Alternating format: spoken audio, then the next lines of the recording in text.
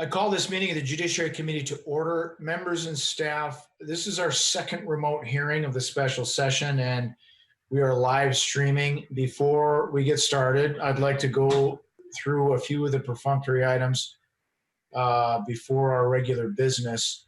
We're holding this hearing pursuant to House Rule 10.10, passed on March 26th in the regular session, which allows for remote hearings to take place during the peacetime emergency. The rule sunsets on January 31st.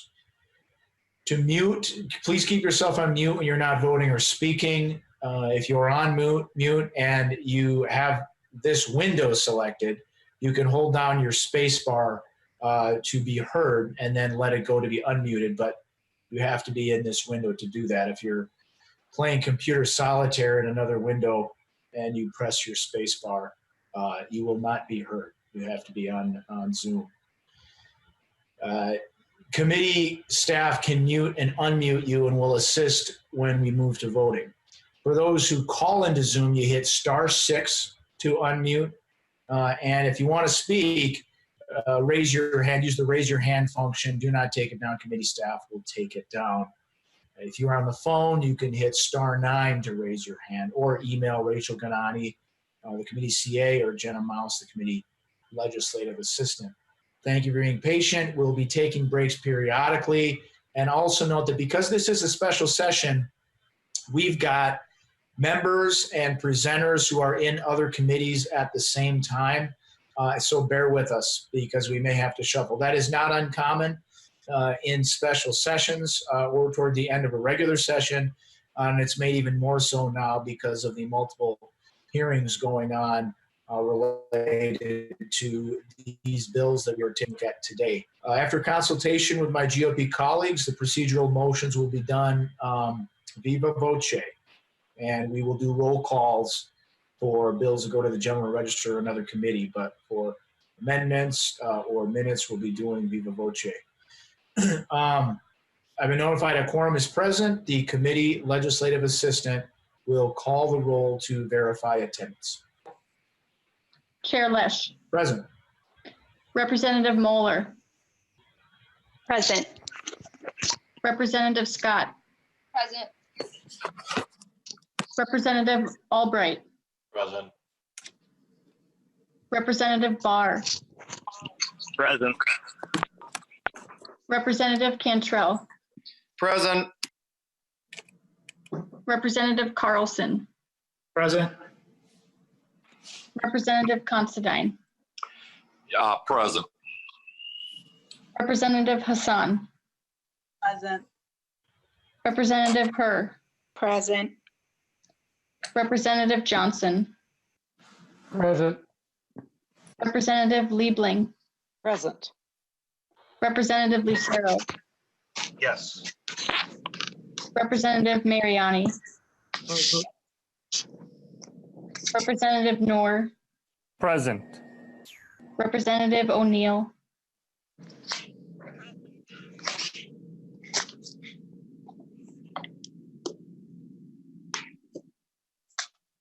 Go ahead, Ms. Mouse, give me a heads up when you've completed the roll call. Representative Robbins. Present. And Representative Zhang. Here. Members, today we will be taking up 4 bills. The first will be, and these we may shuffle these because I think as I've recently shuffled, but the 4 bills we'll be taking up, not necessarily in this order, will be House File 80, Representative Gomez, authorizing limited use of eminent domain. There's an A1 authors amendment. This will be going to Ways and Means. House File 83, Representative Hassan, on housing, providing residential assistance providing assistance to residential and commercial tenants in areas impacted by civil unrest. This will go to Ways and Means as well. House File 90, Representative Noor, establishing a special master to make awards to compensate for damages suffered by persons resulting from civil unrest. This is similar to what we did for the 35W disaster fund. There is an author's amendment, and the motion will be to Ways and Means. And then House File 97, Representative Kunesh-Podein, modifying private data disclosure to include tribal nations. The motion on this bill will be recommended to be placed on the general register because no fiscal impact. But the first item we have up is the approval of minutes of June 15th. We are going to do a voice vote on the minutes. Vice Chair Moeller has reviewed the minutes and makes a motion to approve the minutes for June 15th. Is that right, Representative Moeller? So moved, Mr. Chair. Then all in favor signify by saying aye. Aye. Aye. Aye.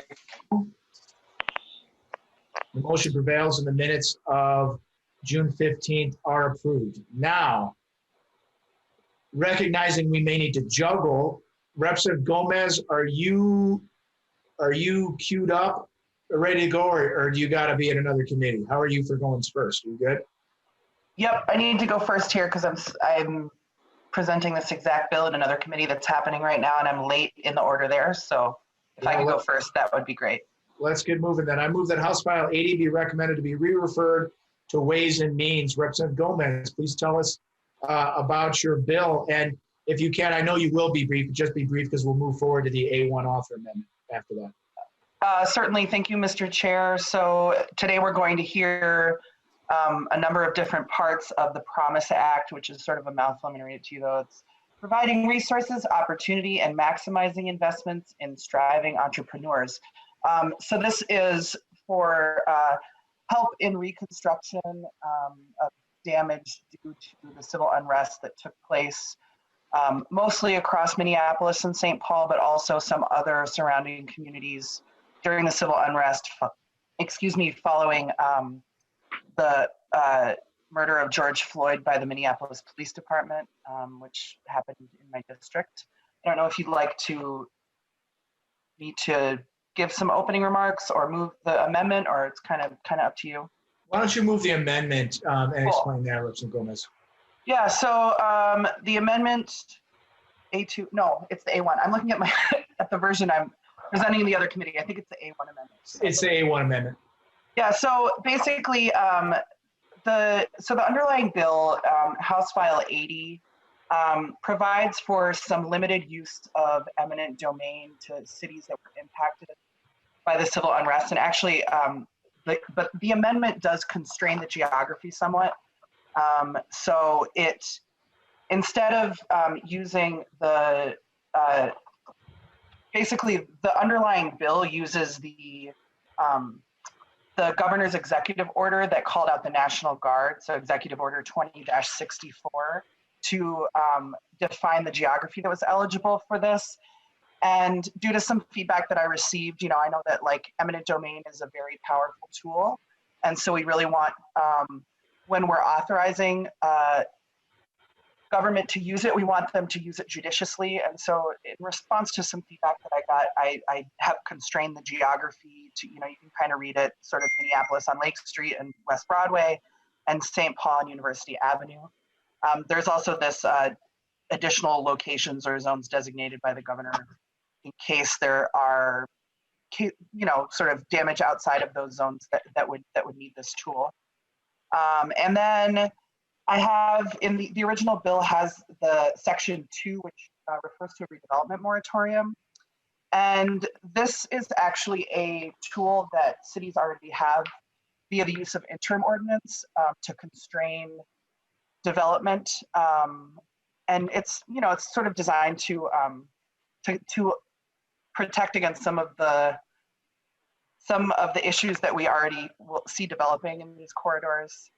But we, after talking to the city, kind of decided that it sort of just kind of says what's already there in law, and so it's unnecessary. So that's the second part of the amendment is that it Okay, thank you. gets rid of section 2. Representative Mueller, you're moving this amendment, is that correct? So moved, Mr. Chair. Okay, the amendment has been moved. And then Representative Lucero, you had your hand up. Is that right? Was that about the amendment? I did, but that was actually before the bill was moved. I had a different comment, but I can, it's not related to this. I can do it. If you could recognize me after this bill is moved, before the next bill, that'd be great. Okay, will do. Yes, someone remind me, thanks. I'll remember though. Okay, so the amendment's been moved. Any comments to the amendment? Representative Albright. Mr. Chair, I have the bill in front of me, and I think this amendment is pretty straightforward. If Representative Gomez could just identify which lines, is it all of Section 2 that will be deleted? Representative Gomez. Mr. Chair, Representative Albright, yeah, that's correct. We're just getting rid of Section 2. So everything from 2-13 on. Representative Albright. Thank you, Mr. Chair. So let me just make sure. So starting at line 2.13, and you're moving everything down to you're moving everything down to line 3.2. Representative Gomez. 3.3, yeah. So it just kind of leaves the effective date, which starts on, or on mine starts on 3.4. So I'm not sure. But yeah, basically everything from in Section 2 up to the effective date. Thank you, Mr. Chair. Yeah, that's good. Thank you. Good, thank you. I don't see any of their hands up. So we'll proceed to a vote on Representative Moeller's motion. All in favor of the A1 amendment signify by saying aye. Aye. Aye. All opposed say no. The motion passes. The amendment is adopted. So to your bill, Representative Gomez, were there?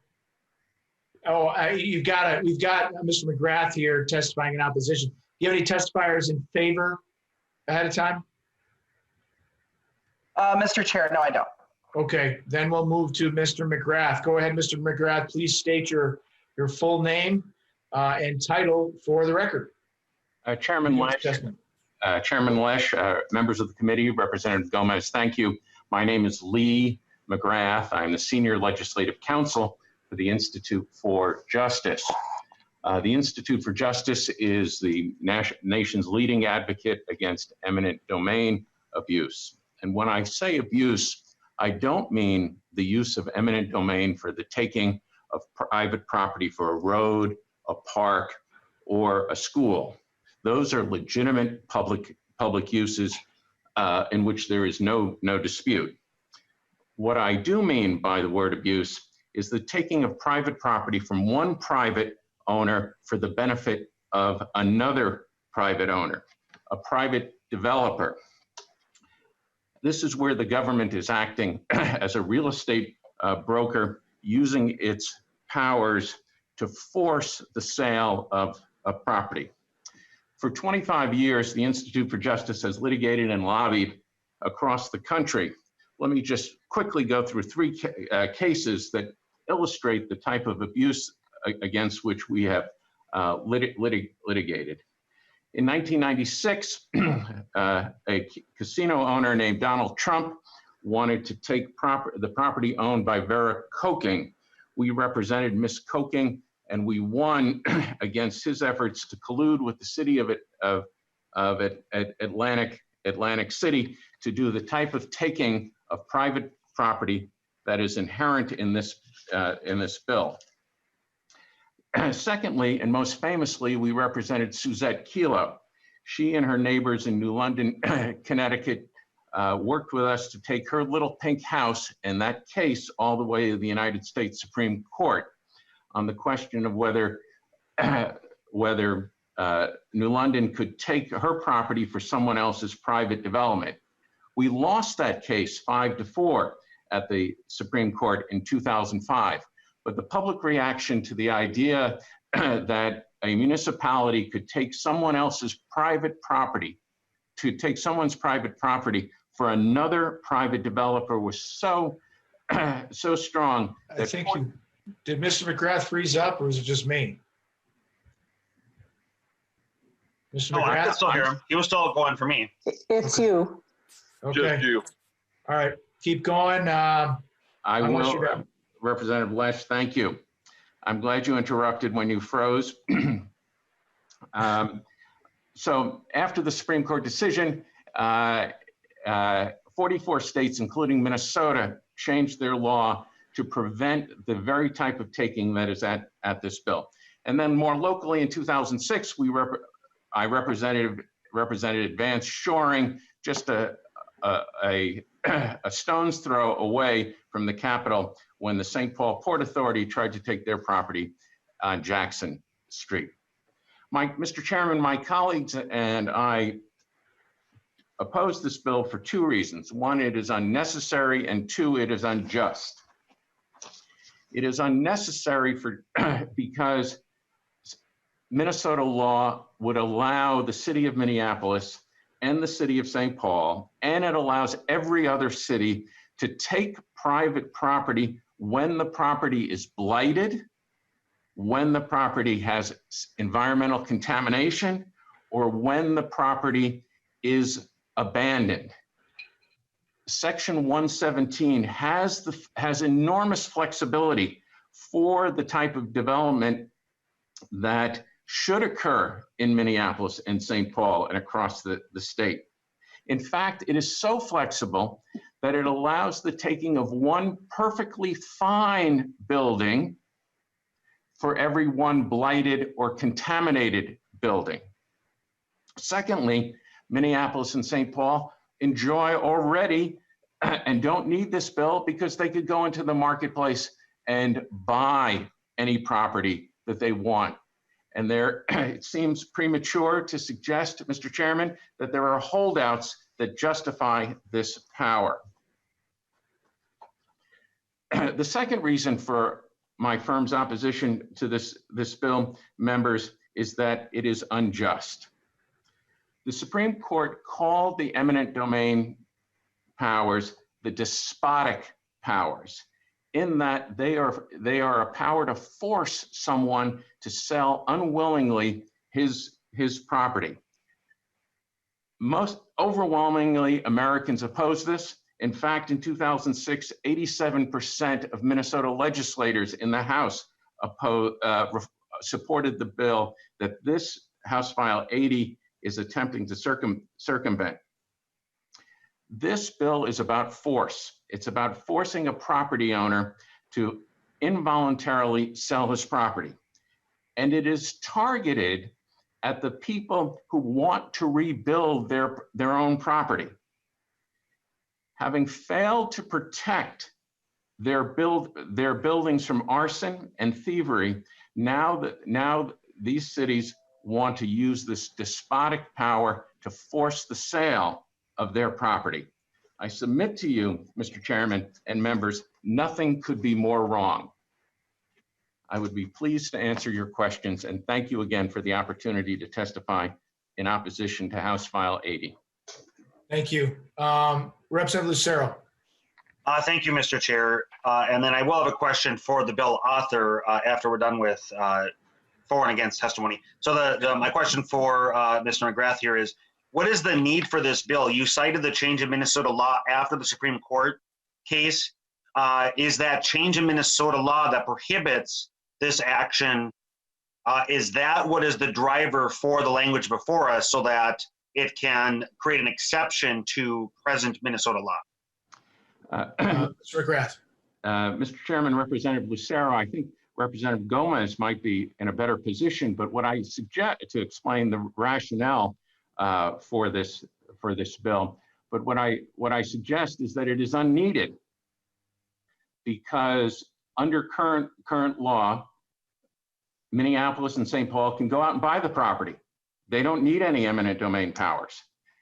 Secondly, if the property is blighted and there's an unwilling seller, or if the property is contaminated and there's an unwilling seller, or if the property is abandoned and there is an unwilling seller, Minnesota current law empowers without any change, without this bill, for municipalities to buy, to use eminent domain powers and to take those properties. Mr. Chair, with that, then I guess I'll throw the question over to Representative Gomez. Representative Gomez, go ahead. Thank you, Mr. Chair, and thank you, Representative Lucero, for the question. And thanks, Mr. McGrath, for tossing it over to me, because certainly, since you disagree with the bill, you wouldn't be able to explain underlying rationale. So I guess I just want to, actually a number of the representatives on this committee have visited my district, and I want to extend my appreciation for that and for the attention and care and compassion that members on both sides of the aisle have shown to the communities who have been, who've been rocked by what has been happening in our state over the last few weeks. Those of you who, it's sort of hard to describe without seeing it with your own eyes, what it is to have a formerly thriving commercial corridor destroyed and in a lot of, many buildings burned. I am particularly thankful for the time that so many members took to speak to business owners in our districts. Because when you talk to those folks, to people like Faisal and Ibrahim Demag, who are business owners in Representative Hassan's district, and then those of you who you met Faisal when you came, those members who came to visit, they own the Chicago Lake furniture store that was burned to the ground, and that the steel beams were like unrecognizable, kind of curled up on themselves. And they've been in the neighborhood for 27 years, I think. They're East African immigrants. They've put all of their time, all of their life savings into building a corner of, building up a corner of the world of our district, of our city, that had been, it's right next to the Sears building, which was empty for 15 years. So, the area is really struggling a lot. And, I'm trained as an environmental scientist, and I sometimes think of business corridors as like being an ecosystem, where there are the physical structures, there's the human capital that comes in, there are the families who put all of their energy and love into these places. There's, we heard there are nonprofits that support the businesses that are there. There's transit and public infrastructure. There's, right by on the corner of Lake and Chicago, there was a career force center, right, which is a deed property that connected people in our neighborhood to jobs. So having this kind of like physical destruction, you really are like interrupting an entire ecosystem. And so the intent of the Promise Act is to devote resources and to give municipalities tools to restore what is there. And the reason that that I'm proposing this modest and temporary expansion of eminent domain is because of the danger of completely changing the character and displacing those people like Mr. Demag, who's put his life's work into this corner. They said very clearly, we want to stay, we want to rebuild here, right? And so I just would disagree with Mr. McGrath's read, because what this does is it creates, so basically eminent domain has to be used for a public purpose or a public use, even if you're using the blight definition to take the property. So this is usually for public infrastructure that a city or a municipality or a unit of government owns. So like, I think it was Mr. McGrath who's talking about roads, parks, sewers. That's sort of the normal application of eminent domain. And what we're saying with this bill is that there is a compelling public interest in seeing that our commercial corridors, which are primarily businesses that are owned and operated by people of color and indigenous people, by immigrants, there is a compelling public interest in ensuring that these areas are not totally destroyed and unrecognizable after this civil unrest. And so that's the distinction, and that's why this bill is necessary, is because it really is lifting up the reality that economic development in communities who have been excluded from traditional economic development is actually in the public interest. It is a public use. Okay, Representative Albright had a question, is that right? Well, Mr. Chair, I had a couple follow-ups. Does couple mean two, and can you put them together, compound? Well, I can. I guess I'm back to my first question, though. I didn't hear the answer to my first question. And that is, I'm seeking to know, just to confirm, is it presently against the law, what using eminent domain in this fashion as a result? And I think, Mr. Chair, you were probably in office when the law was passed, because I do distinctly remember the Supreme Court ruling, and I was adamantly frustrated. And it wasn't a case that Mr. McGrath cited, because it probably wasn't something his firm covered, but I recall when in Bloomington, the Walzer parking lot, the used car lot, I think it was, or new car lot, was taken by the city of Richfield and repurposed and given to Best Buy so they could build 3 buildings. Completely and adamantly an abuse of power. And so I remember the outrage after the Supreme Court ruling, and I do remember when this law in Minnesota was passed to prohibit such a use in the future. So my question is the language before us an attempt to create a carve-out in direct opposition to what Minnesotans believe to be an abuse of private confiscation of private property to give to another private owner? Well, that sounds like a rhetorical question, Representative Lucero. Okay. Well, no, I'm asking, is it, I'm just trying to, okay, it's not rhetorical, and I'm genuinely asking because I don't know the answer. Is it against the law right now? And is this language that's being proposed because it's currently against the law? Representative Gomez, can you answer that? Is some of this in reaction to the law we passed that was in reaction to the Best Buy thing? I mean, if you're asking me about my intent, then no. My intent here is to give my city tools to be able to respond to a human tragedy, the likes of which I don't believe that our state has ever seen. It's not an attempt to circumvent anything. It's an attempt to give cities tools that they need to respond to this unrest. And so I mean, I think that I kind of covered it, that the standard of public use or public purpose is generally interpreted not to include economic development. And I'm saying that this is an extraordinary circumstance. I understand this is an extraordinary use of a tool that is very powerful, but also that, you know, please come check it out. It's like incidents require a proportional response. I am asking to, you know, for an extraordinary use of a tool in response to an extraordinary tragedy that's been visited on my district. And, you know, I think that I definitely understand the concerns about eminent domain, and I agree that it needs to be used judiciously.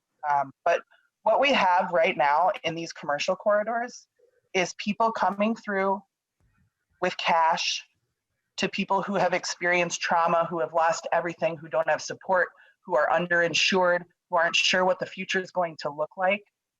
And they're saying, oh yeah, hey, this building that's worth $1 million, like I'll give you $300,000 for it right now. And that's a very appealing proposition. And so the Promise Act is intended to help stabilize these really delicate commercial districts that are super important to, you know, to the economic security of our entire state. Thank you. Mr. Chair, then I'll ask my last question. Go ahead, Representative Lucero. Thank you, Mr. Chair. And Representative Gomez, I absolutely understand that. As a former city council member myself, I very much understand the need for industrial property, business-related property, and the economic benefits that obviously such districts create. Absolutely. The concern that I would have is, how is the value going to be determined? because we now have the value prior to a building being burned down, for example, and then you have the value of the building after it's been burned down. And so is the city going to come in now and say, you know, we're going to give you the present post-fire value? And then is that not going to put these private property owners in a significant position of disadvantage? Then so that's one question. And then a corollary to that is, I was the victim on some of my properties of a hailstorm last fall, or last late summer, I guess it would be. And the nature of insurance claims is they don't give you all the money up front. They depending on the policy and depending on the type of disaster that was suffered, you only get a portion. In this case of hail, you get a portion of the, let's see, what is it? The undepreciated value of the roof. And then you only get the depreciated value of the roof after it's been repaired. And so in this case, if there's a building owner who's had their building burned down, are there going to be policies where the private property owner will not be able to be made whole because under this language in the city, that's going to prevent the private property owner from rebuilding their building, therein resulting in the insurance company with an excuse to not make the private property owner whole? Okay, well, I'm not sure if Representative Gomez can answer that question about how it's going to affect what insurance companies do. But if you can, Representative Gomez, go ahead. Yeah, I mean, I don't know a ton about commercial insurance or the interaction there.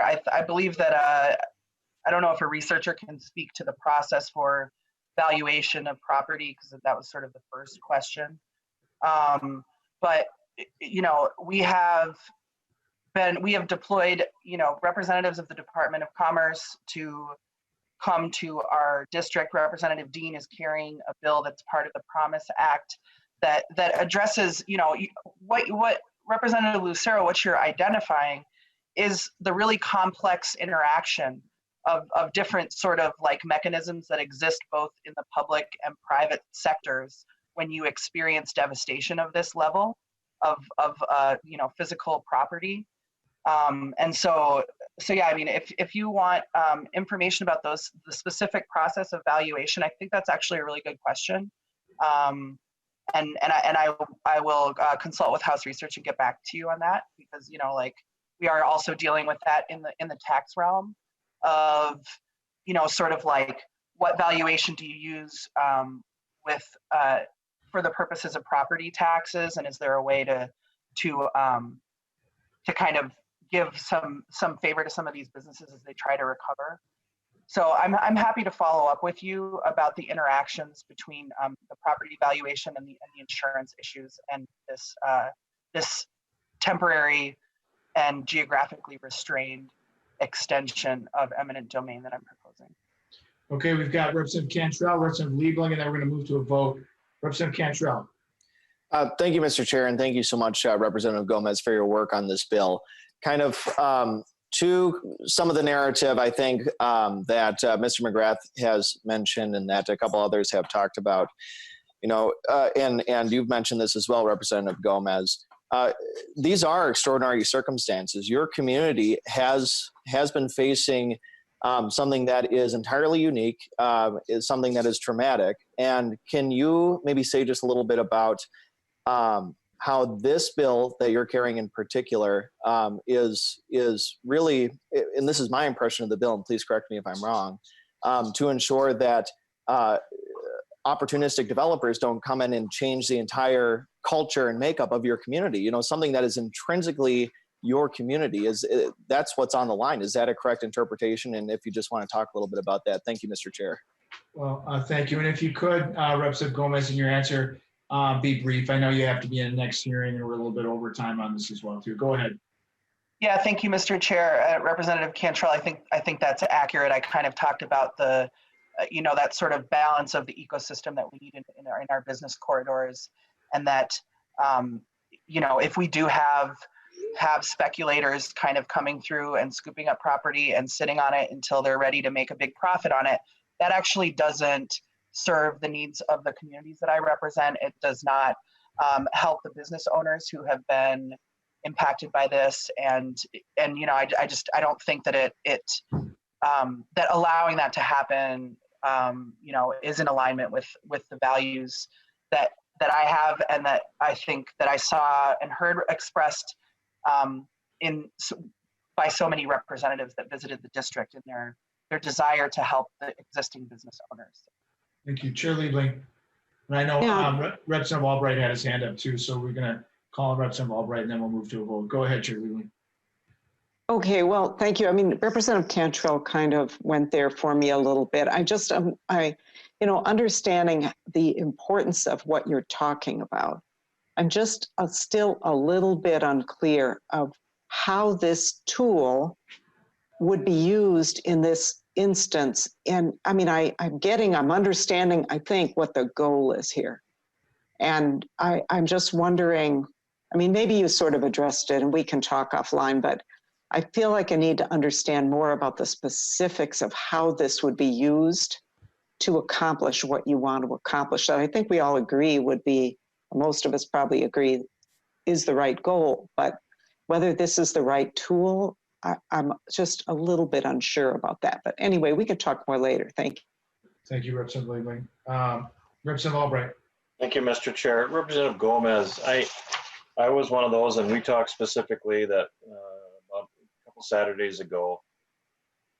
And mind you, my comments are in no way to be shrouded in an unwillingness to support your community. But coming from a business background, I want to caution you that I think your intentions, although very well, you know, focused, they're running headlong into the reality of the Commerce Clause. Because what you're suggesting is that you're disengaging a willing buyer and a willing seller from one another in a private transaction. The eminent domain provision suggests that a municipality or a public entity can purchase private property for the sake of redevelopment and redeploy it without, as to Mr. McGrath's notes, just compensation. And I think Representative Lucero said it well in terms of who goes about making that appraisal. Is it pre-event or the current depreciated value, as some might suggest? I have a couple questions, Mr. Chair, and if you'll indulge me. The first one is on a couple of different sections. It talks about this redevelopment plan. And could you just explain to us who is going to establish and develop that redevelopment plan? Representative Gomez. I'm assuming the city. Yep, thank you, Mr. Chair and Representative Albright. The city has assembled, you know, I can't remember what they're calling it, but basically, you know, a group of stakeholders that has been tasked with developing short, medium, long-term strategies for the reconstruction of the corridor, that's in charge of you know, developing kind of guiding goals and values, which, as I've been out in the community, certainly include some of the things that I've been talking about this afternoon in terms of, you know, sort of like maintaining and restoring the businesses that are there and not displacing people. Okay, Representative Albright. Mr. Chair, and Representative Gomez, on line 2.7, I think this goes to a lot of the concerns that have been raised and addressed to you. It says, may be sold to private parties. But that private party might be someone that didn't own the property before, but has an inability. That the eminent domain is almost like that individual that's coming with $300,000 in cash and saying, we're going to buy your property because, you know, the current owner is under extreme duress. regardless of the valuation and or if it's a public entity or a private entity, they may just want to get out. But it may also be premature for them to sell that property because they haven't considered what their insurance valuation may be in terms of reimbursement against insurance policy and or financing it themselves. And so the timeline that you specify here, getting this all done within the next year and a half, I think that even though that's to some that might seem like a lot of time, that is not a very long time for the wheels of commerce and appraisal and eminent domain to work through these things. And so while your intentions are good, I think that the eminent domain function, as has been said by a number, I think that you should seriously reconsider other alternatives. In the vein that this is, I could not support it. So thank you. Any other questions, Representative Albright?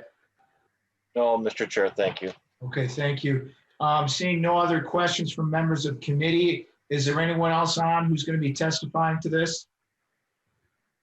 I don't see any, so that we will move to a vote on Representative Moeller's motion. I'm sorry, I think it was my motion. It was Representative Moeller's motion on the amendment. So on House File 80 as amended, the committee legislative assessment will take the roll. Chair votes aye.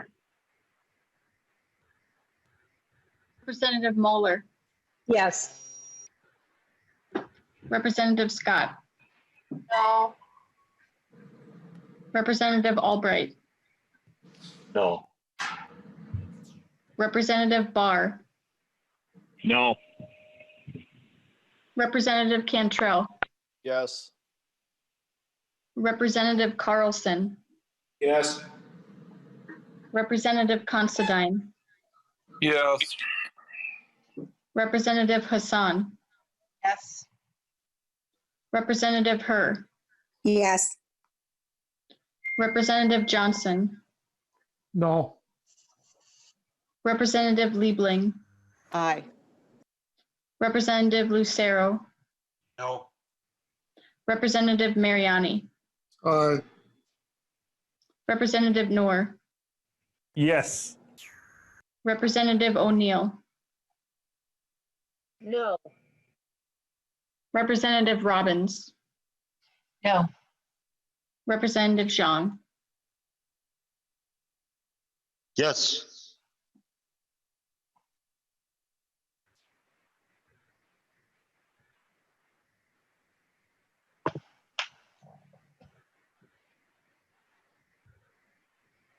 On a vote of 11 ayes and 7 nays, the motion prevails.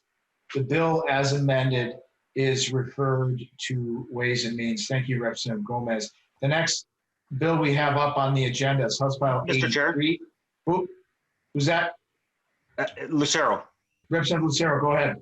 I appreciate it. I wanted to give these remarks before we started the committee meeting, but I just wanted to thank your CA, Rachel Ganani, for just the tremendous job that she's been doing here with most recent and today's committee hearings, just getting information out. I very much, as a member of the minority, I know you can appreciate that we don't get information as fast as the majority does, obviously, but Rachel has just been great. Just timely emails. And then one of the things I really appreciate is on the website, the committee website, just the thorough documentation of which amendment is associated with which bill, and then also including the PDFs and the emails that she's sending out. It just really is incredibly helpful. So just a big kudos to her. So thank you. Well, Representative Lucero, I'll make sure I note that in her next review. The committee CA should not be helping members of the minority. I'm kidding. No, Rachel, great job. Excellent. Thank you for doing that. And thank you for pointing that out, Representative Lucero. She does do a great job, and we're very grateful for her expertise and fairness and objectivity on this. Let's move on to House File 83, Representative Hassan. The bill is providing assistance to residential and commercial tenants in areas of civil unrest. Representative Hassan, as a member of the committee, moves that House File 83 be recommended to be re-referred to Ways and Means. Representative Hassan, can you tell us about your bill? I can unmute myself, of course. Thank you, Mr. Chair and members. 2020 has been a heck of a year.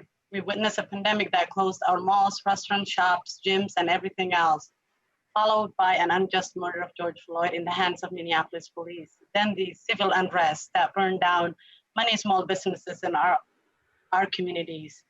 The impacted businesses were predominantly owned by Black and Brown folks who had a tough year because of COVID-19. I have the privilege and honor to represent District 62A and Lake Street, which sustained a lot of damage from fire, water, or other forms of destruction, happens to be in the heart of my district. This is sad and traumatic for many in our communities, as we find a way to comprehend everything that took place in the last few weeks. I must highlight that the root cause of this civil unrest, which was not about one man being killed by the police. The civil unrest was about economic justice, social justice, and racial justice.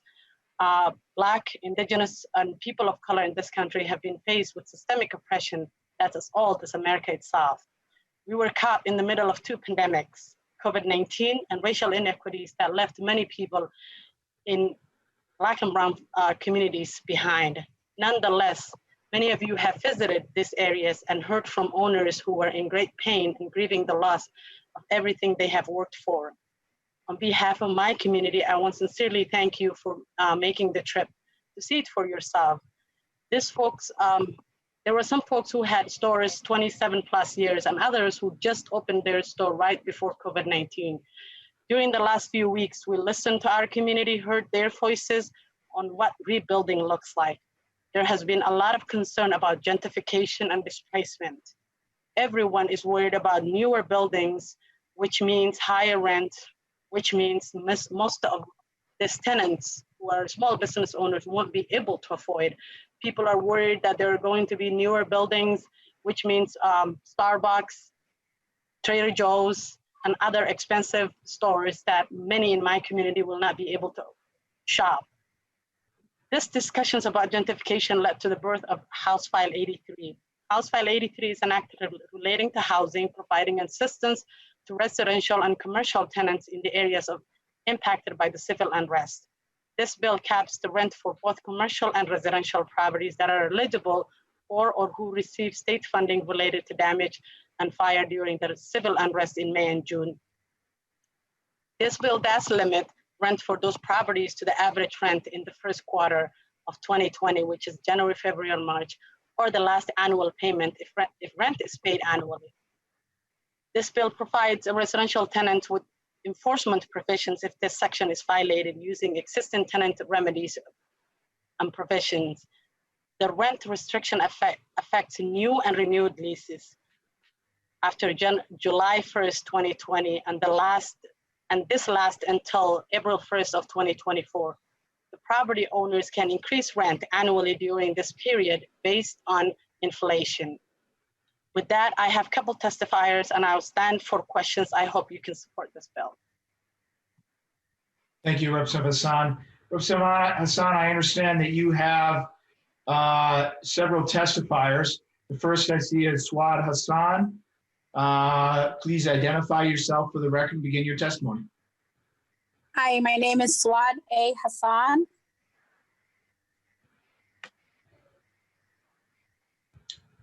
Go ahead, Ms. Hassan. I'm sorry, I'm having connection problems. Bear with me.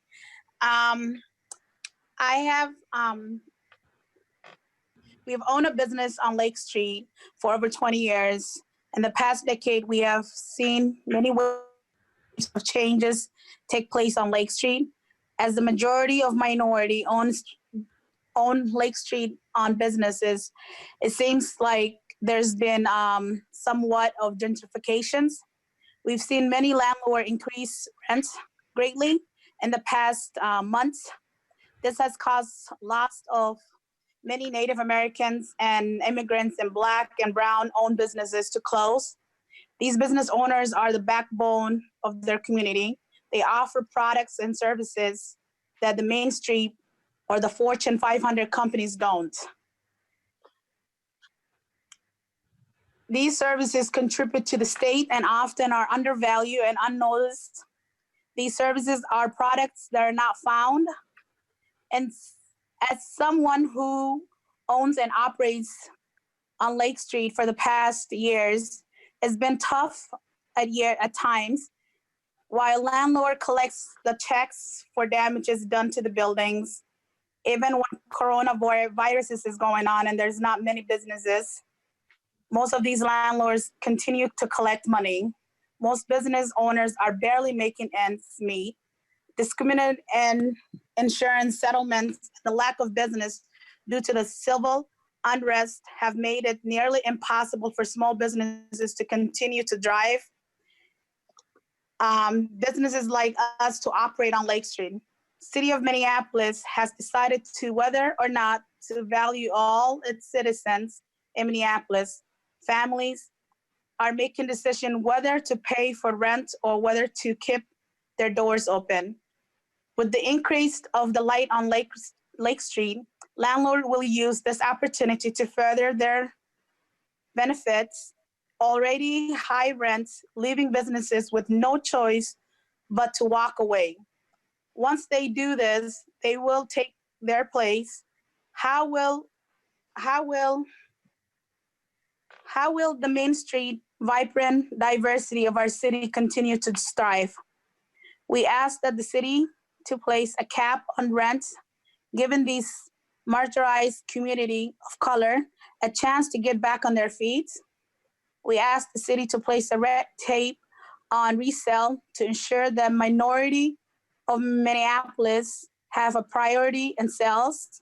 We ask the city to place protection on landlord to not evict any owners for late payments, rent during this terminal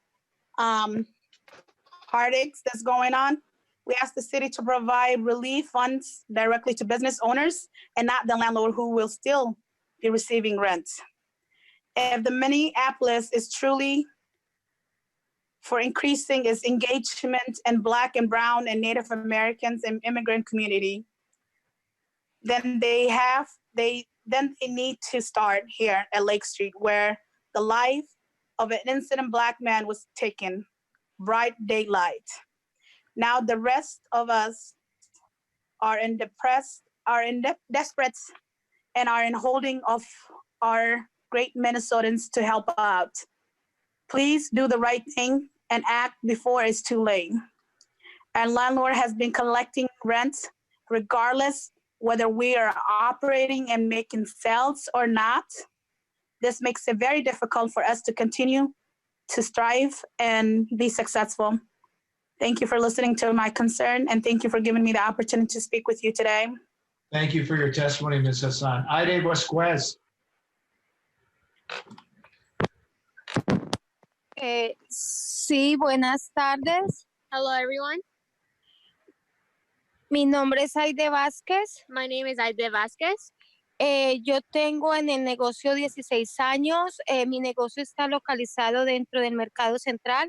My business is in Mercado Central, and it's 116. 16 años. Llevo 10 años en el negocio. She has been there for 16 years. Pues ahora la preocupación mía es muy grande. Right now, I'm very worried.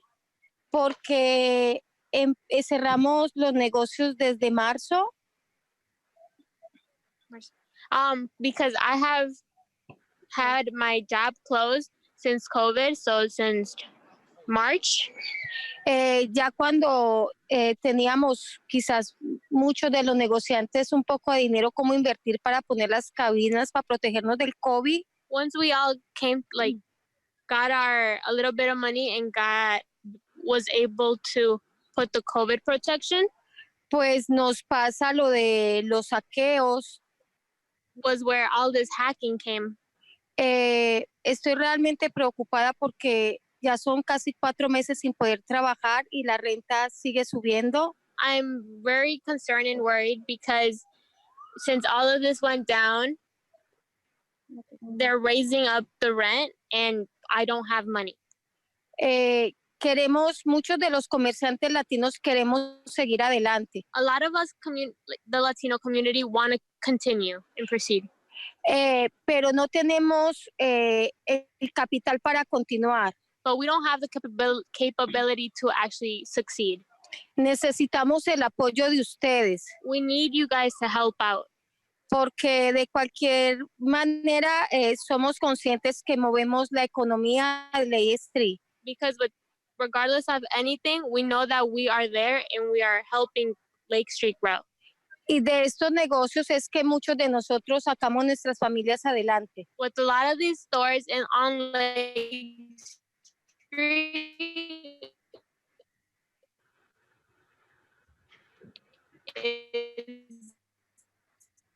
I think we may have lost you, Ms. Vasquez.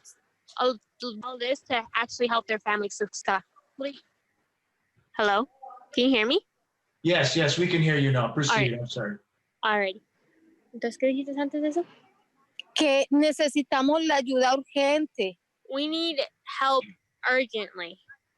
Habemos muchas familias pasando necesidades económicas. There's a lot of families like ours having finance problems. No tenemos cómo pagar la universidad de mi hija. I don't know how I'm going to pay for my daughter's university. Entonces, por favor, ayúdenos a activar rápido para que vuelva a activarse la Street y sigamos luchando. So please help us out, give us a hand so that we could come together and we can actually succeed. Gracias. Thank you. Thank you. Thank you for your testimony, Ms. Vasquez. Eloy Bravo. Hola, muy buenas tardes. Mi nombre es Eloy Bravo. Llegué a Estados Unidos hace 36. I came, momentito, ya podemos mute, ¿verdad? So good afternoon, my name is Eloy Bravo. I came approximately 35 years ago to the United States. Continúa hablando, señor. I came to New York City 35 years ago. And 16 years ago, I made the decision to come here to Minnesota. I came here on vacation and I loved it. I fell in love with the state, with its people. And then 16 years ago, my wife and my children and I started a small business, a salon, a beauty salon. During 16 years, we have been working very hard. 3 weeks ago, Thursday morning, I received a phone call and someone said that my business was destroyed. So I came along with my family. We went to the place.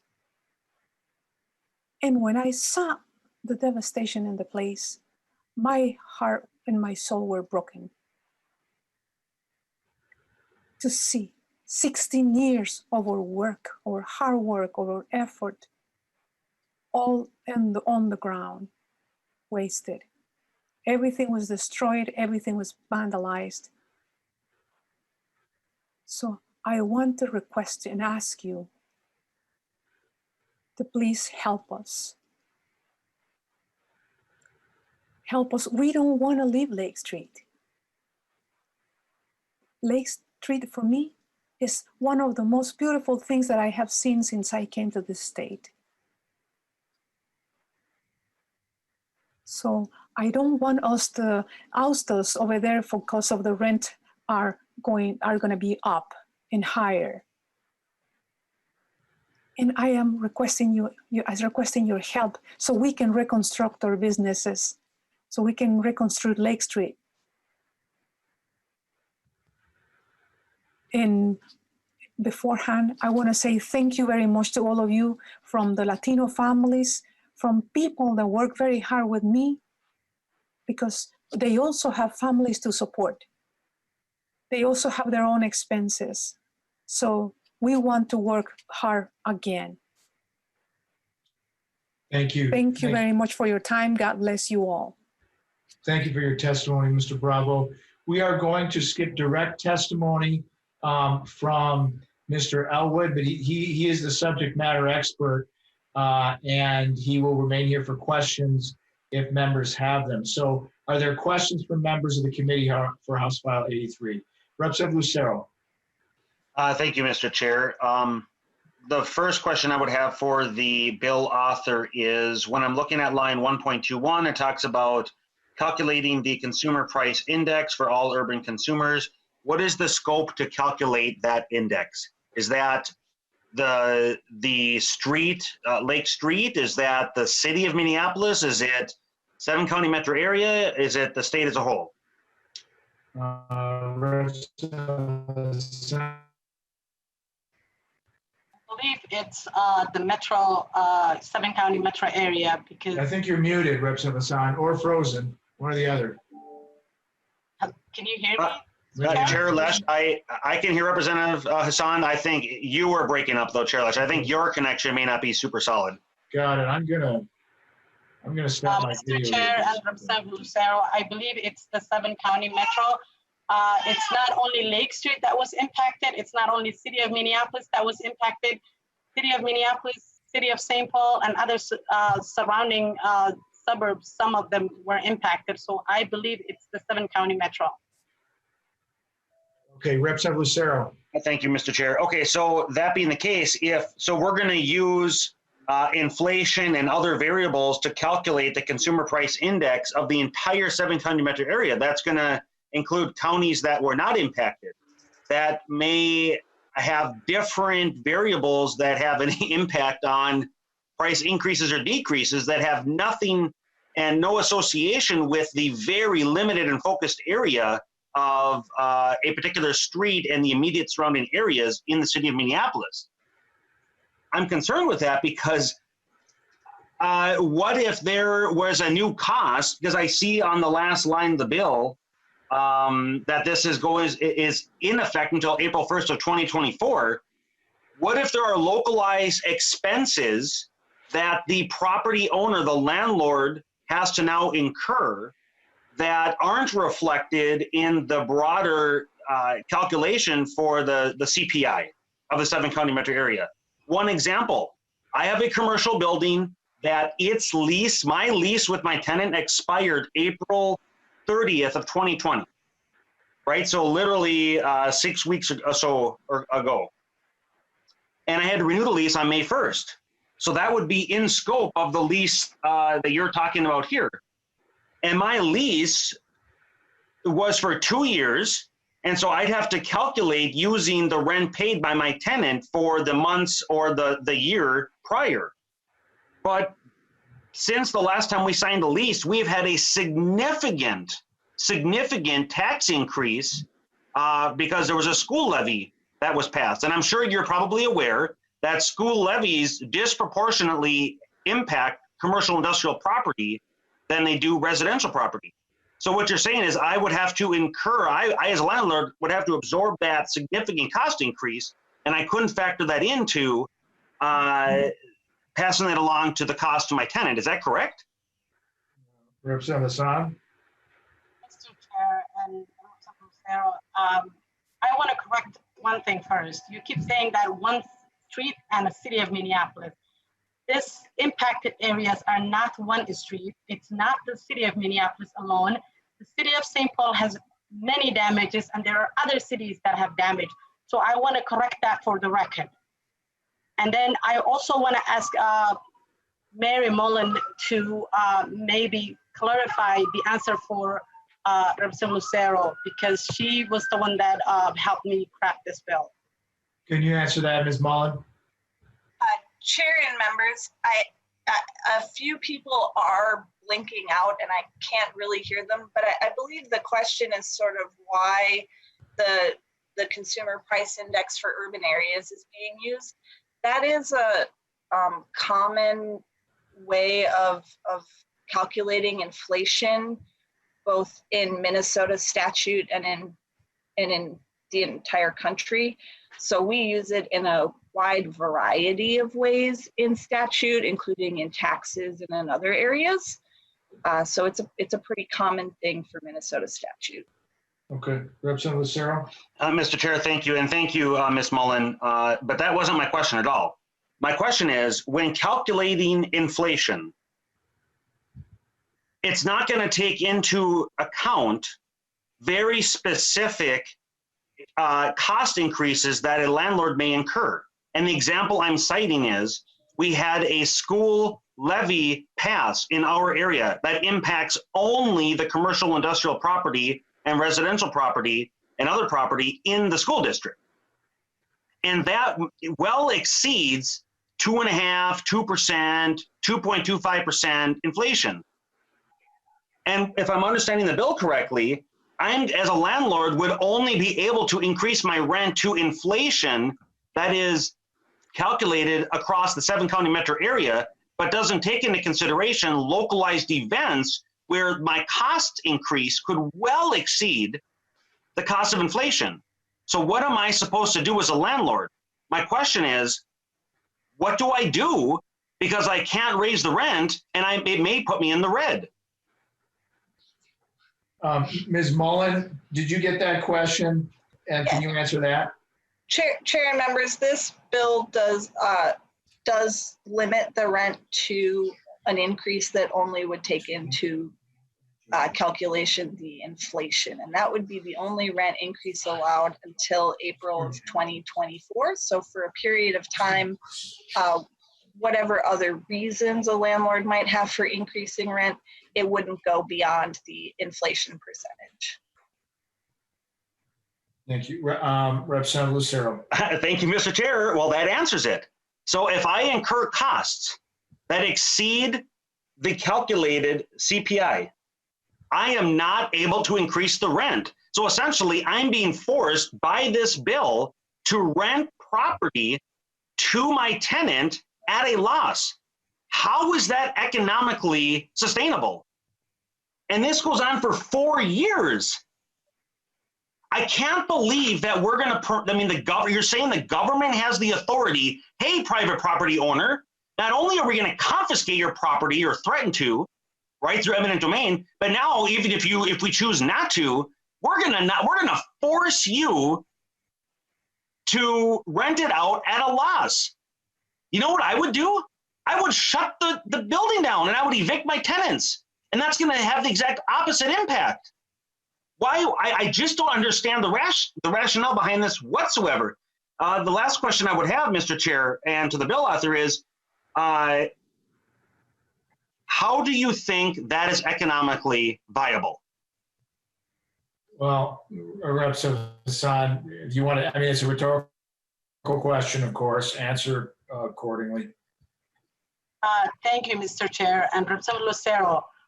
Mind you, there are people who have lost over decades worth of investment. People who have lost everything that they have owned, that have nothing today, not a single thing that they own. And what we're doing here, it might upset you because it doesn't impact you, but it impacts me. It impacts the people that I represent. And if this was you, if you were the representative for District 62 or any of the districts that are impacted, I am sure you will take drastic change to make sure that your community gets help that they need. You have heard people cry their heart out saying that, please help us. We lost everything. We have lost everything. I hope those words, echoed in your somewhere. We are trying to make sure that Lake Street stays Lake Street, that University Avenue stays University Avenue, that West Broadway stays West Broadway. We want to make sure that the people that are impacted by the civil unrest do not get gentrified, do not get displaced. And if that's upsetting to you, I'm really sorry. There's nothing I can do.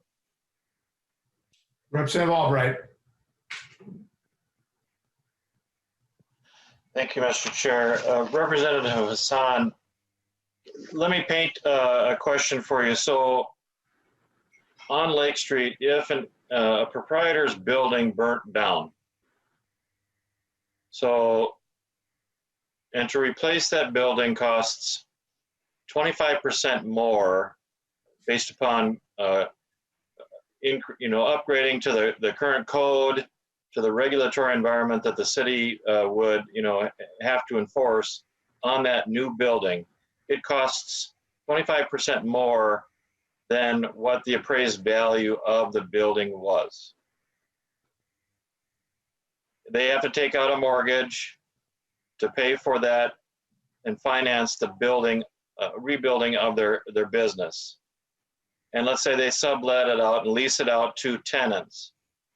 What you're suggesting is that they cannot transfer or obligate their leases to help finance that new mortgage. So under that context, and in conjunction with Representative Gomez's bill, if I were either a current building owner in downtown Lake Street or was considered of buying a property in downtown Minneapolis on Lake Street, I wouldn't buy. It's not economically feasible, Representative Hassan.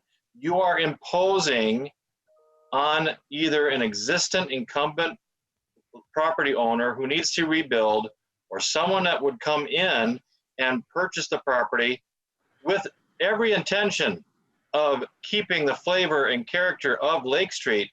You are making them face an impossible economic decision that they cannot overcome. It is not economical to perpetuate this in either House File 80 or 83. You are doing the exact opposite of what you hope to achieve. Thank you, Mr. Chair. Thank you, Representative Albright. I don't see anyone else on the list. Members, if we don't finish by 6:10, we get kicked off and can't finish the committee work until after 8 tonight. But I see no one else on the list for this. No other committee discussion either. We will move to a vote. The committee, the motion is that House File 83 be recommended to be re-referred to Ways and Means. The committee legislative assistant will take the roll. Chair votes aye. Representative Moeller. Yes. Representative Scott.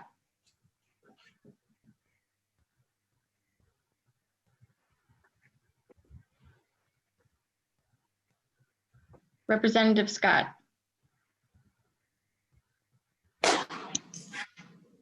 Representative Albright. No. Representative Barr. No. Representative Cantrell. Yes. Representative Carlson. Yes. Representative Considine.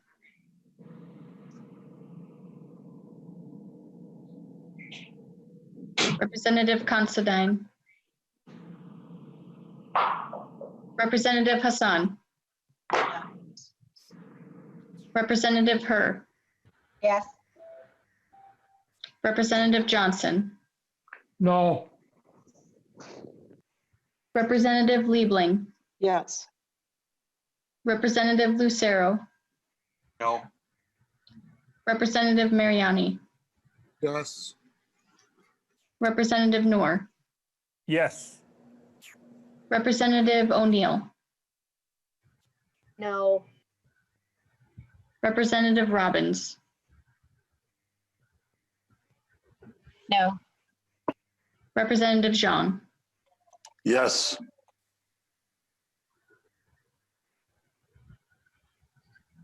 On a vote of 10 ayes and 6 nays, the motion prevails. House File 83 is referred to Ways and Means. Representative Noor has the next bill, House File 90, and this establishes a special master panel to make awards to compensate for damages, similar to what we did for 35W. Rep Noor, as the member of the committee, moves that House File 90 be recommended to be re-referred to Ways and Means. Given an A1 author amendment puts the bill in the shape the author so desires. Rep Noor, would you like to explain the A1 amendment very briefly? Thank you, Mr. Chair. The A1 amendment places the amount of $125 million for the compensation, and also $5 million for the administration fee. It also addresses the need for the administration to determine, the commissioner to determine the amount of compensation based on the need. Okay, thank you. I don't see any questions as to the amendment, so we will take a vote on the A1 amendment. All in favor signify by saying aye. Aye. Aye. Aye. All opposed say no. No. No. The motion prevails. To your bill as amended, I see you have one testifier, Matt Ailing with Minnesota Coalition on Government Information. Mr. Ailing, can you just very briefly state your testimony on the bill? Yes, Mr. Chairman, can you hear me? Yes, I can hear you. Oh, okay, thank you, Mr. Chairman. Matt Ealing, Minnesota Coalition on Government Information. I'll briefly summarize the written comments that we have and we'll take questions. I did get a chance to speak with Representative Noor this morning and appreciate his listening to our concerns about the bill. We are suggesting changes that you'll see in our written comments that pertain to the data practices and meetings section in subdivision 8. As members are aware, from our past appearances before this committee, we try to ensure that there's uniformity across government entities in regard to data practices and open meeting law application, whether they're police departments or special commissions such as this one. So if you look at subdivision 8, our first concern is that the data practices language essentially classifies most of the data that would be created by this panel as not public data.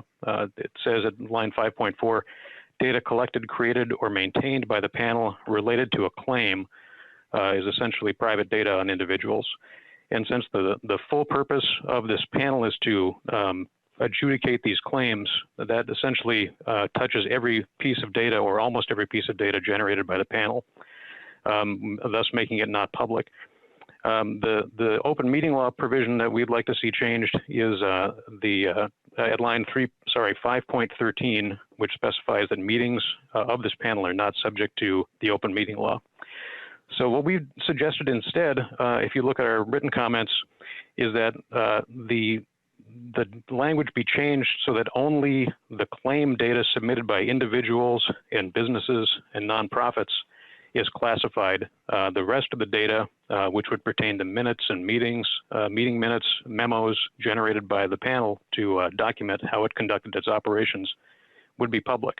And we provided a couple of cross-references rather to existing provisions of the Data Practices Act that classify data on public benefits provided to businesses and individuals. In regards to the Chapter 13D open meeting law provisions, our suggestions change that to the application of the open meeting law to this panel.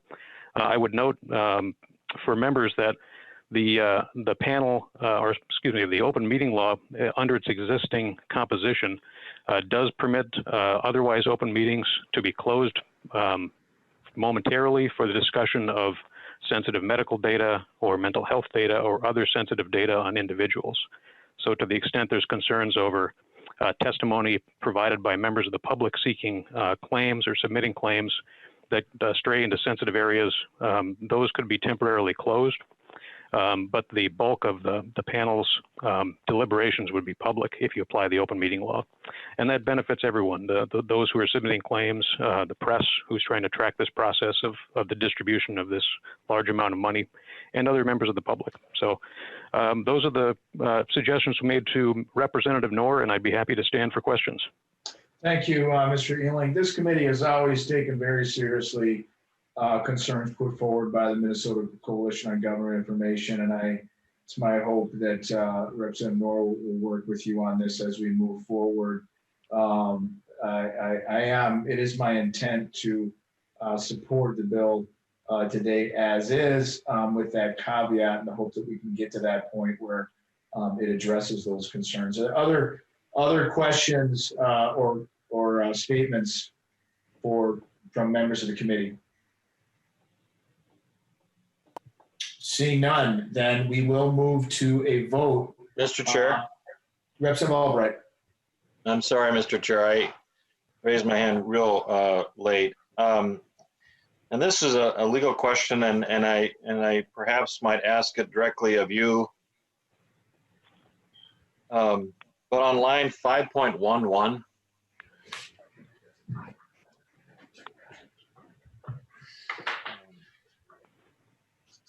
it says the context data created by a member of the panel related to member service as a member of the panel are not discoverable in any civil or administrative proceeding.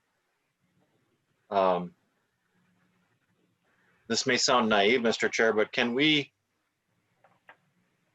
prohibit that? Well, Representative Albright, in my experience and recollection, that's an open question because that is a procedural question. That is a procedural matter for the courts, and the courts and legislative branches have battled over jurisdiction on procedure versus substance for years. Courts have usually won on procedure, and legislatures have usually won on substance. So it's my expectation that if this were litigated on due process grounds, that it probably would be discoverable. But honestly, I haven't looked at the case law on this in a couple of years. Just my opinion. Maybe research has a better answer for us. Could I ask them to weigh in on that? Sure. Not to hold them I can hold them harmless, but I certainly think that for the benefit of the committee, that would be appreciable. Sure. Is it, Ms. Muller, Mr. Johnson, or anyone want to weigh in on that? Mr. Chair and members, Nathan Hopkins with House Research. I do believe there are other places in statute where we make certain data not discoverable in civil proceedings. This is related to the fact that there are immunity provisions for the board or panel members under this statute.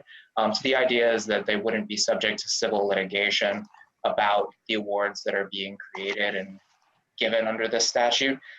So in conjunction with that immunity from suit, they're also immune from being subject to discovery when it comes to documents and other things created as a result.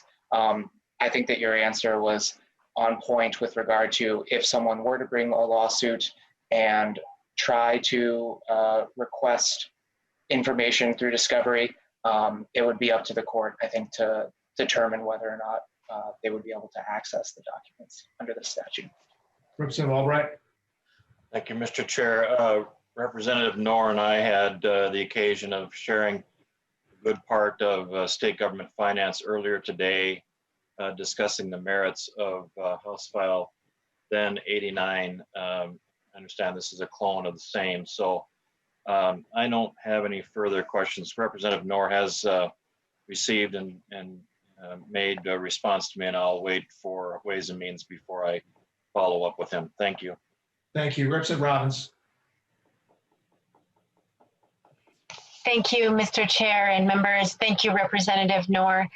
I'm sorry I didn't have the benefit of the earlier hearing, so forgive me if this is redundant, but I have some concerns about the immunity provisions and the indemnification in subdivision 7, and then also in relationship to other law in section 4. And so I'm wondering, are other panels given such broad immunity and indemnification? And what is the purpose of subdivision 1 in line 5.25 through 5.30? Thank you. I'm sorry, that question was for the author? Yes. Okay, I'm sorry. Thank you. Go ahead, Representative Noor. Thank you, Mr. Chair. I think the issue of immunity and indemnification has been addressed.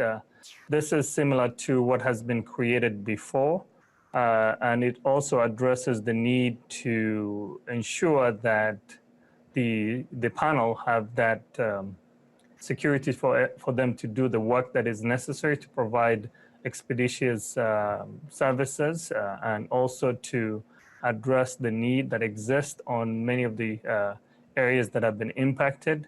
The second question I didn't hear clearly. What was the segment that you are referring to? Representative Robbins.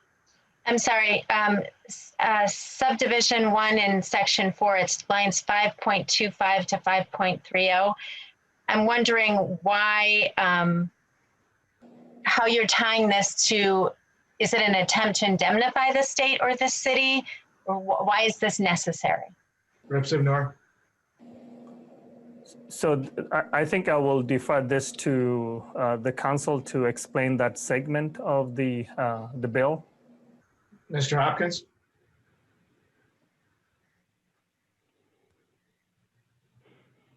Mr. Chair and members, Nathan Hopkins with House Research. So normally state employees enjoy a number of, and state entities enjoy a number of immunities from suit under statute and under common law. Statutory immunity under Minnesota statutes, section 3.736, protects planning level or policy-making activity from suits. Includes decisions that are made that weigh various political, social, or financial factors. And it basically means that decisions that are made by a government entity or a government official that involve that kind of planning level or policy-making activity, which weighs financial factors, are protected from suit under that statute. So what this section of the bill is doing is making it clear that the actions of this panel are protected by existing statutory immunity that applies normally to state entities and to the officials as individuals that are working in their official capacity for the panel. Representative Robbins. Thank you. So just one more clarification. The last sentence, the creation and funding of the compensation process under this act is not admissible in a judicial or administrative proceeding to establish liability or a legal duty. So if someone sues the city or the state for decisions made that cause the damage, these decisions regarding awarding under this provision would not be able to be admissible in terms of amount of damage or what was found as the assessment. Is that a correct reading of this? Mr. Hopkins. Representative Robbins, yes, that is correct. Thank you. Thank you. We have a question then from Chair Johnson, then we're going to move to a vote. Chair Johnson. Chair Lesh, members, Representative Noor, I got a couple minor questions. One is I'm concerned about, I was dealing with some issues when the amendment was taken up, so I didn't get to ask them. I had some technical difficulties here. I'm in greater Minnesota where we don't have the high-speed internet like everybody else does. But I'm concerned with the dollar amount. You have $130 million, 125 going out for the to the individuals that for grants and stuff. I have $5 million for operating administrator. The state, to me, that seems a little high for doing this. And I'd rather get that, if we're going to do that, get the $5 million to the people that need it. But my concern is how you came up with that fund, 125 million. Minneapolis, I will admit, got the worst of the damage of the riots. But Mayor Fry only requested 55 million from the federal government to cover the cost of the damage. So it makes me wonder if we end up with $55 million from the federal government, and that's all the mayor requested, why do we have to do another 130? Yeah. Mr. Chair. Is that to Representative Noor? That is, this is his bill. Go ahead, Representative Noor. Mr. Chair, this is part of the Promise Act bill. This is a comprehensive recovery package for the people who've been impacted after the death of George Floyd in the hands of Minneapolis police. Mr. Chair, I take exception to this comment. It was not the Minneapolis Police Department, it was one individual. I'm getting tired of lumping every single law enforcement officer in this state into one thing because one person did something. Yesterday, the day before, we had St. Paul, the St. Cloud officers shot and they're rioting there because the cop wasn't killed. Chair Johnson. Chair Johnson, your comments are noted for the record. You are out of order, so please be respectful. I admit I was out of order. It's just getting very frustrating lumping every police officer in the same category as what one bad apple that should not have been a law enforcement officer did. Representative Noor, please proceed. Mr. Chair, what is really frustrating is when you see Black men who are killed by police, but that's not the discussion here. We're talking about racial inequity that exists. We have seen the devastation that happened in Minneapolis because we were not there to help those businesses. Quite frankly, $55 million, that was misstatement in the paper. They need to understand when more than 1,500 businesses have been impacted, mostly Black and brown and indigenous people. Whenever it happens in somewhere else, I think we come up with the resources that is needed.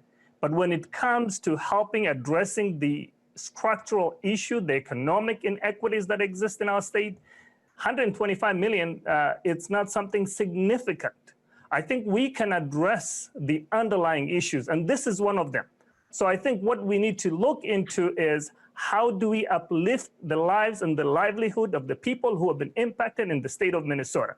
Look at the inequities. We spend billions of dollars. In fact, it's going to cost billions to rebuild and bring back to Lake Street and many parts of the city back to where it was because of failures of government.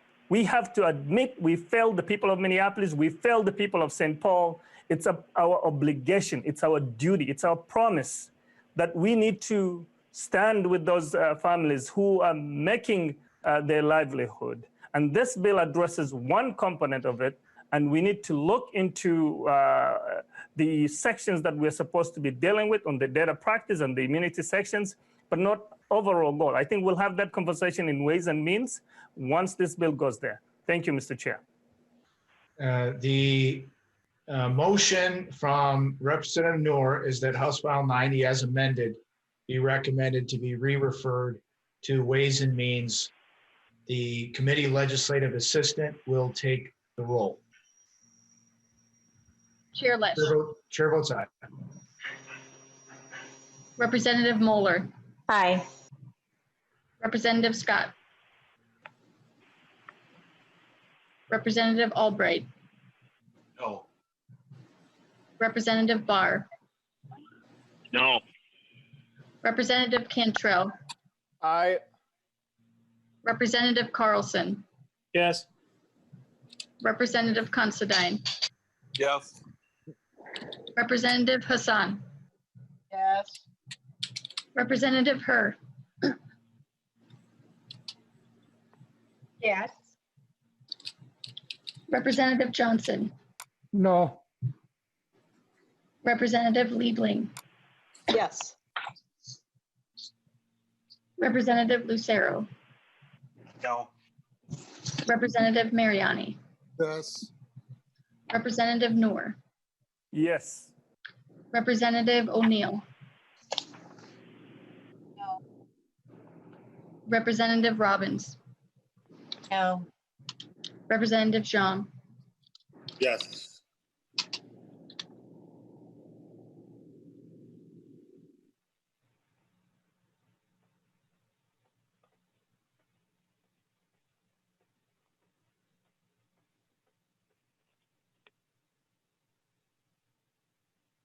While we're waiting for the vote, I will tell members that I put my video back on. If I get choppy again, someone please let me know. And I will just revert to audio again. On a vote of 11 ayes and 6 nays, the motion prevails, and House File 90 as amended is referred to Ways and Means. The last file we have up is House File 97, Representative Kunesh-Podein. We are only dealing with the data section of this bill. It modifies private data disclosures to include tribal nations. I move that House File 97 be recommended to be placed in the general register. Representative Kunesh-Podein is here. We have 4 minutes before the feed is shut down and we are no longer an active committee. So if that does in fact happen, committee will be in recess to the call of the chair. Representative Kunesh-Podein. Thank you, members, and thank you, Chair. This bill very simply will allow access to data that pertains to our American Indian students. It will allow tribes to be able to advocate on behalf of their students, to determine federal and local funding, budget usages, support and strengthen budget justifications, allocate resources, provide services, conduct strategic planning, and comply with statutory and regulatory reporting processes. Especially, it brings it allows school districts to come in alignment with ESSA, the Every Student Succeeds Act, where states are mandated to work with tribes on behalf of the students. And we need this bill to allow the school districts and the tribes to share the information so that our American Indian students are able to have the resources and the support that they need to succeed. Thank you for that, Representative Kunesh-Podein. Representative Albright. Representative Kunesh-Podein, lines 3.21 to lines 3.23 are the body of what is changed here. I have a community in my district as well that this would pertain to. Could you please explain to me how we are changing state law and its effect upon a sovereign entity? Representative Kunesh-Podein. Well, right now, let me think for a minute here. There's a component here where I'm going to ask Adosh, if you are there, if you could explain this, because I'm in such a hurry, I'm not getting it clear in my mind. So if districts don't identify the tribal nations as a volunteer with a legitimate educational interest, and since they're not explicitly on the list of entities that can have data shared with them, parents then would consent to the data being shared with the tribes, and they would have access to that information. Why don't I save you from the frustration, Representative Kunesh-Podein? I don't mean to drive you that hard here.